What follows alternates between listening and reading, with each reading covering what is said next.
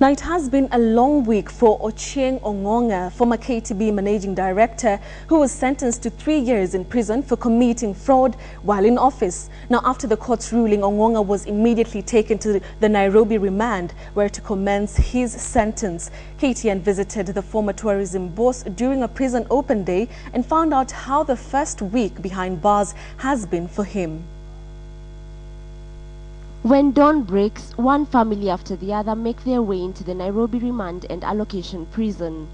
It's a special day set aside by the prison when prisoners will have an opportunity to spend the day with their family and friends. They will also be entertained and will get to eat some good tasty home food. As the families get the necessary clearance, the excitement inside is already evident, while some stay put, awaiting to be reunited with their wives, sisters, mothers, and children. Some are merely satisfied with the music. All prisoners get to enjoy this day. No one is left behind. Hundreds of unfamiliar faces, but if you look closely, you may just notice a familiar face. Yes, this is Ocheing Ong'ong'a, former Kenya Tourist Board Managing Director. It's been hardly a week since Ong'ong'a was sentenced to 3 years in prison for committing fraud, but he has already blended into the prison system. The one culture shock for him, however, is that in here, he's not the one calling the shots. I was brought here on Monday after the sentence was passed, around 6 o'clock.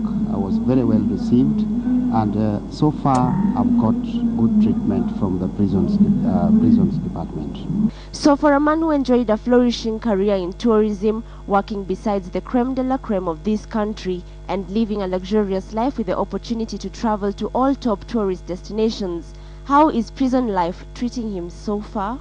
From what I've seen, there's a certain level of cleanliness in the place.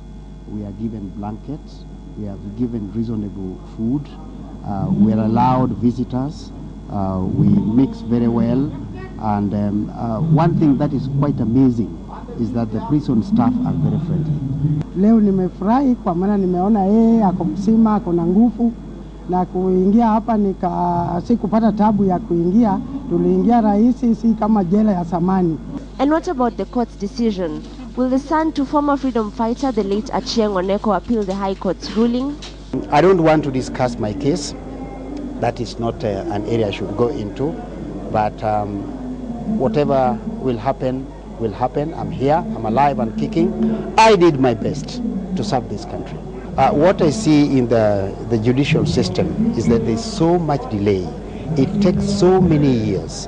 There are people here who are in remand and who have been detained here for far too long and whose case has not been adjudicated. As Ong'ong'a strives to complete his 3-year term, his case goes down in the books of history as the judiciary stamp in transforming how the law is perceived in Kenya.